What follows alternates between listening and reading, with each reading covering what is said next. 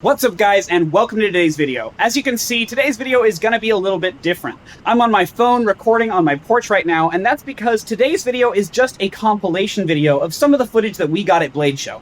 I wanted to put this out quickly so that you could get kind of the vibe of what Blade Show 2021 was. Now, we recorded a bunch of interviews at Blade Show, so stay tuned for those as they will be uploaded relatively soon as I can get finished editing the 2.5 hours worth of footage that we shot.